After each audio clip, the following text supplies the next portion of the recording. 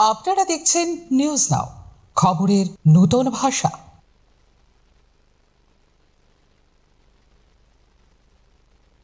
অবৈধ চোরাচালান অব্যাহত রয়েছে ত্রিপুরা বাংলাদেশ আন্তর্জাতিক সীমান্ত দিয়ে। সোনামুড়া থানার 4টি পৃথক এলাকা কুলুবাড়ি, এনসিনগর, দুর্গাপুর এবং শ্রীমন্তপুরের ভারত বাংলাদেশ সীমান্তবর্তী গভীর জঙ্গলে যৌথ অভিযান চালিয়ে উদ্ধার করা হয় বিপুল পরিমাণ মাদকদ্রব্য। অভিযানে অংশ নেয় বিএসএফ এর 81 নম্বর ব্যাটালিয়নের জওয়ানরা এবং সোনামুড়া থানার পুলিশ। যৌথ তল্লাশিতে উদ্ধার হয় শুকনো গাঁজা, নেশা জাতীয় সিরাপ এবং 4000 ইয়াবা ট্যাবলেট। বাংলাদেশে পাচারের উদ্দেশ্যে সীমান্তবর্তী এলাকায় মজুত করে রাখা হয়েছিল এই মাদকদ্রব্য। ঘটনার পর তদন্ত শুরু করেছে পুলিশ। কারা এই চোরাচালান চক্রের সঙ্গে জড়িত এবং কারা সীমান্তের জঙ্গলে মাদক লুকিয়ে রেখেছিল তা খতিয়ে দেখা হচ্ছে বলে জানিয়েছে পুলিশ।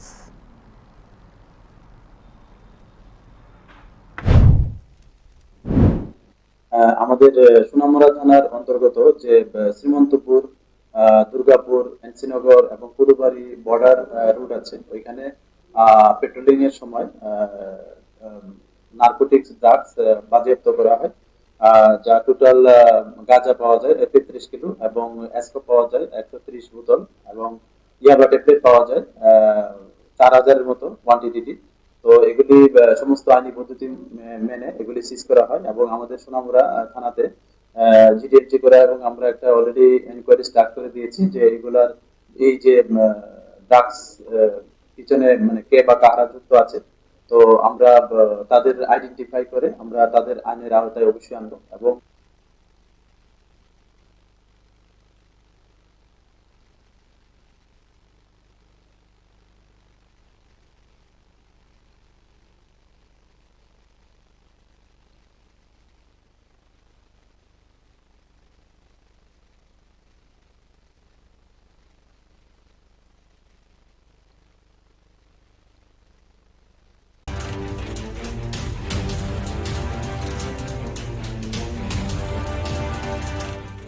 আপনারা দেখছেন নিউজ নাও, খবরের নতুন ভাষা।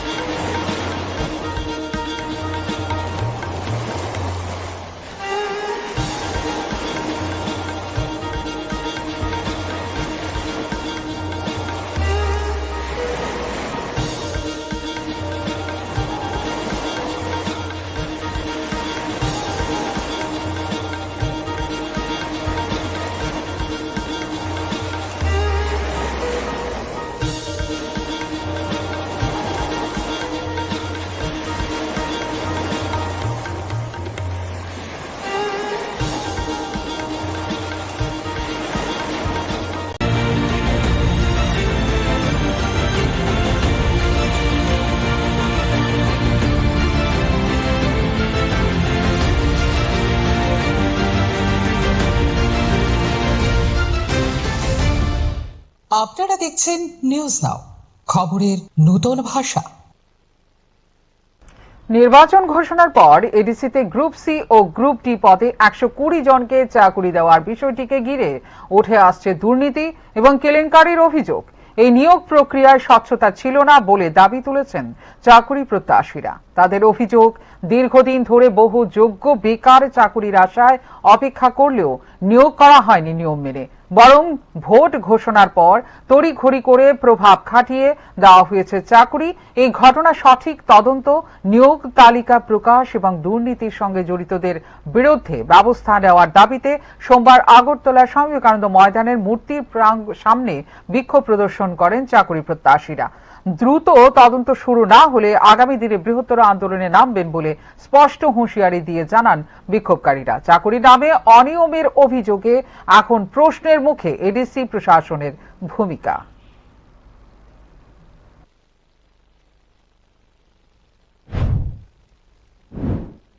কোনো না নোটিফিকেশন দিয়ে, না কোনো ইশতেহার দিয়ে, না পত্রিকাতে, না খবরে জানিয়ে আমাদের এডিসি গভর্নমেন্ট নাকি 120 জনকে নিয়োগ করে নিয়েছে এই এডিসিতে সরকার চাকরি।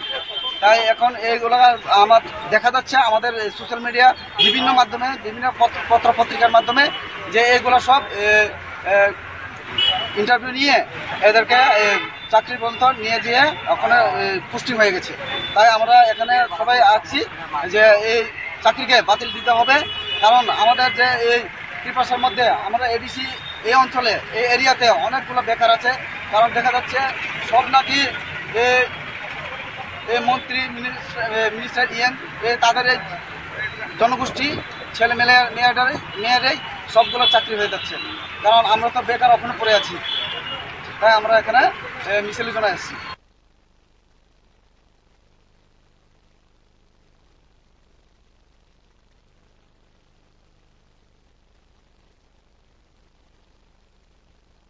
মশলা হাতে নয় চামচে তুলুন। লংতরাই গুঁড়ো মশলার প্রতিটি 250 গ্রাম প্যাকেটের সাথে 1টি চামচ ফ্রি। লংতরাই গুঁড়ো মশলা, রান্নায় তোমাকে চাই।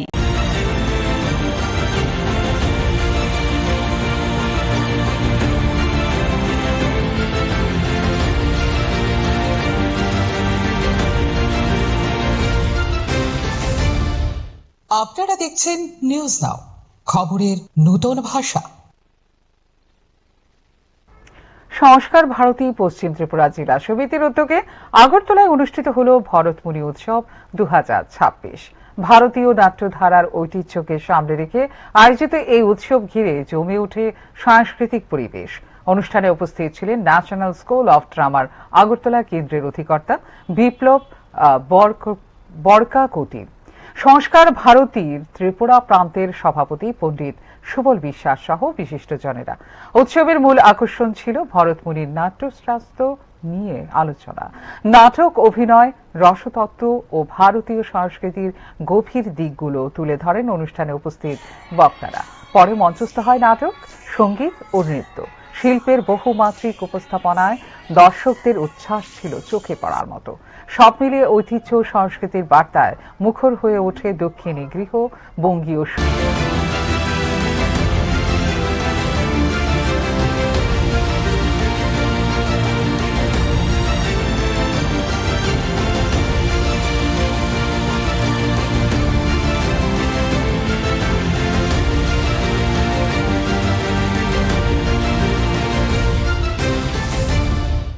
আপনারা দেখছেন নিউজ নাও, খবরের নতুন ভাষা। সোনামুড়া মহকুমার কাঠালিয়া ব্লক এলাকায় কাল বৈশাখীর তাণ্ডবে ক্ষয়ক্ষতি হয়েছে ব্যাপক। প্রায় 40 মিনিট ধরে চলা ঝড়, বজ্র বিদ্যুৎ ও শিলাবৃষ্টিতে একাধিক পঞ্চায়েত এলাকায় বড় বড় গাছ উপড়ে পড়ে ভেঙেছে বাড়িঘর, অবরুদ্ধ হয়েছে রাস্তাঘাট। দোকানঘরের ওপর আম গাছ ভেঙে পড়ে ক্ষতি হয়েছে দক্ষিণ মহেশপুরে। একাধিক পরিবারের ঘরে টিনের চাল উড়ে গেছে উত্তর পাহাড়পুরে। বহু জায়গায় বিদ্যুতের খুঁটি ও তারের উপর গাছ পড়ায় রবিবার বিকেল থেকেই বন্ধ বিদ্যুৎ পরিষেবা। বিদ্যুৎ না থাকায় তীব্র হয়েছে পানীয় জলের সংকটও। দ্রুত পরিষেবা স্বাভাবিক না হওয়ায় চরম দুর্ভোগের শিকার এলাকাবাসী।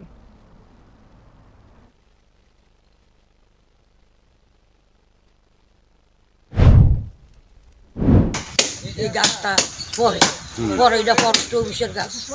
তারা বহুতবার কোয়া হয়েছে, দরখাস্ত দেওয়া হয়েছে, বহুত ইয়ে করছে। তারা আমি দেখাইছি, তারা চাকরি যাইব, এটা অর্ডার হইতো না, এটা ডিপু অর্ডার করতো না, এটা অর্ডার করলে এটা বিচারা মাল গাছ, এটা বিচারা গাছ, এটা কাটা হইতো না।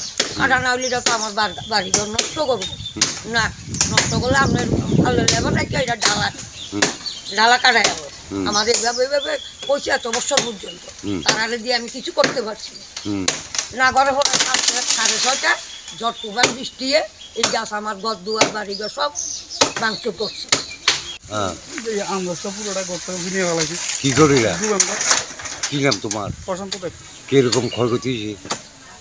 20-25 হাজার টাকার ভিতরে মাল আছে, মিশিং আছিল, রড কাটার মিশিং সব নষ্ট হয়ে গেছে। সব বিদ্যুৎ সিমেন্ট আছিল 20 বস্তা। কি চাও তুমি? ক্ষতিপূরণ দিলে তো ভালো আছিল সরকারের কাছে। কালকে জোরে কালকে জোরে কি নাম বলে তোমার? প্রশান্ত দেব।